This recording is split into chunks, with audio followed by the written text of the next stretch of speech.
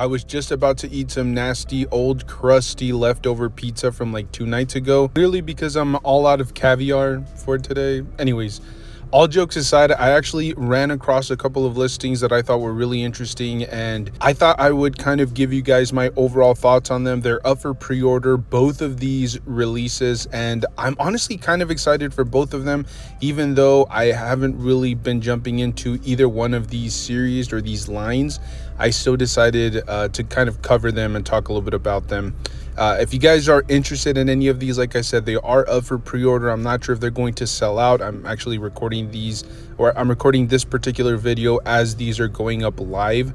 So I would definitely suggest you guys keep an eye on these, but I believe they're going to be widely available. They're not going to be exclusives to any one particular retailer. The first release that I wanted to showcase was this Outriders 2-pack.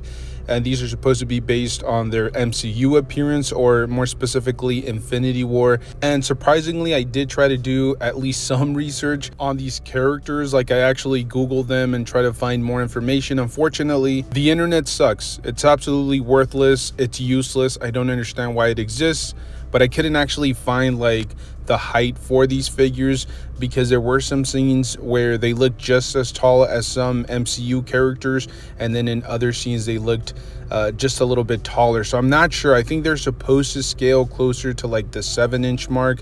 I think there were some teasers and some images from like a con not too long ago that had these figures, and they seem to be a little bit taller upright than like a Captain America, for example, from the MCU.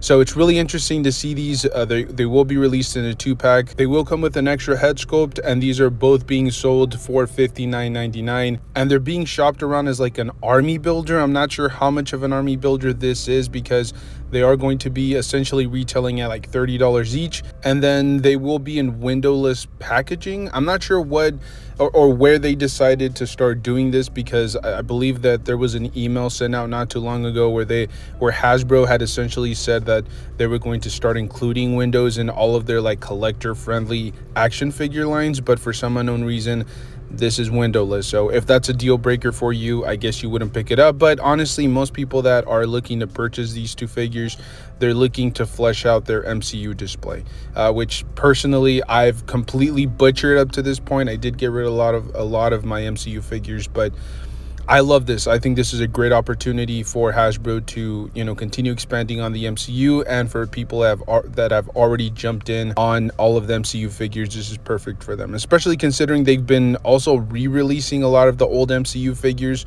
We've seen like Thor, Captain America, Iron Man, even Spider-Man. So people that are now starting to get into the whole MCU action figure line from Hasbro, now they can actually pick these up as well. A great release. I'm very excited for people that are big MCU guys. This is right up their alley.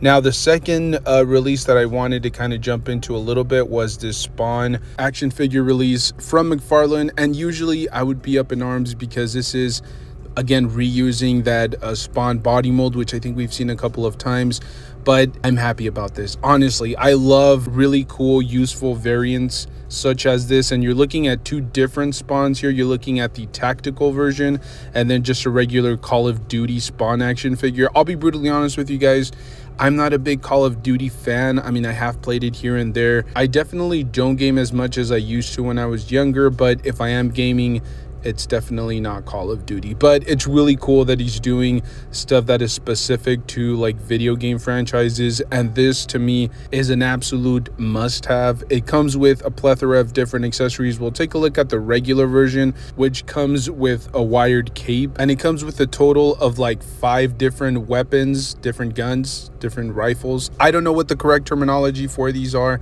Like I said, I don't really play a lot of video games, and I don't know anything about guns, so I don't know the correct term for every single weapon here, but they look phenomenal. They display great, and this is exactly what you want if you're going to re-release or reuse a body mold. Add some accessories, add as much as you can to it, make the consumers really want to pick up this figure. And to me, this is a really good job from McFarlane's side of things, and I love the fact that he's packing it in with all of these weapon accessories, because even though they come with a Spawn figure, you can really mix and match here. You can maybe throw it in with some of your DC figures, maybe some Marvel stuff. I know they scale a little bit bigger. They're supposed to be for 1/10 action figures, but still you could, kind of squeeze it into multiple different displays. I love this.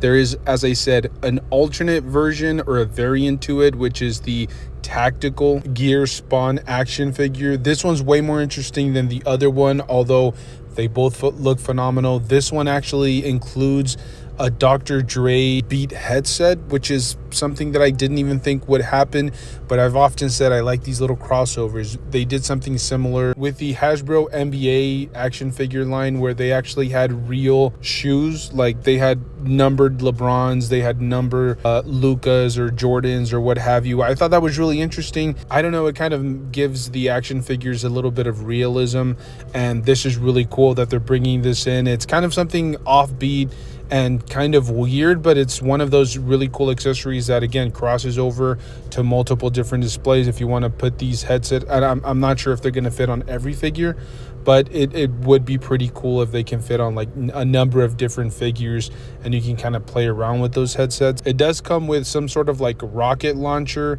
as well as like this revolver with like a really long snout. I'm not sure if this is based in the video game. I doubt it though. Call of Duty's usually has very realistic guns and settings, so I think that revolver may be cheap reuse from like a Joker or something from the DC Multiverse line.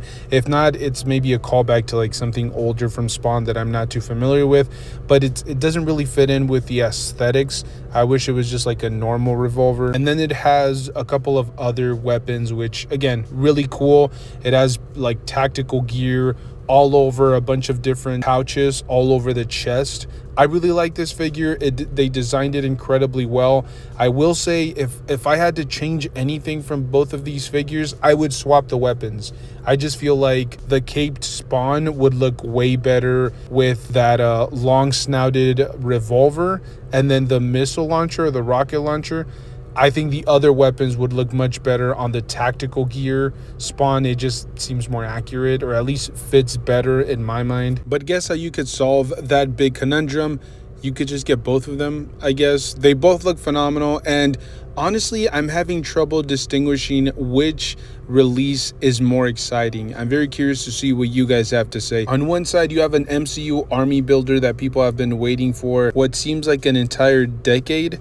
And then on the other side, you have two phenomenal Spawn variants that I think are really going to hit home for not only gamers, but also Spawn collectors. You want an alternate version, something unique, something that you've never seen before? Well, here you have it. Two great releases, and honestly pretty solid prices. On one side, you have figures I believe for the most part are going to have new sculpt work. And then on the other side, you may not have a lot of new sculpt work, but you have a lot of new accessories. The pouches on the Spawn figure, you have the wired cape, a lot of really cool, intricate things. By the way, don't quote me on the Spawn figures being reused. I mean, it could potentially be some retooling happening in there. I personally don't really collect too much Spawn, so I wouldn't be able to tell you that, but everything looks phenomenal from both of these releases. But as always, I'm very curious to see what the community has to say. Let me know down below, which release are you the most excited about? Are you picking up everything, or maybe are you picking and choosing here? Let me know your thoughts down below. Thank you guys so much for tuning in. As I always say, if you guys like this type of rambling action figure content, make sure to stay tuned, because we do this pretty consistently, like 3 to 4 times on a weekly basis. But as always, the most important part of all of this is to enjoy the hobby. Stay safe out there. I'll see you guys in the next one. Thank you.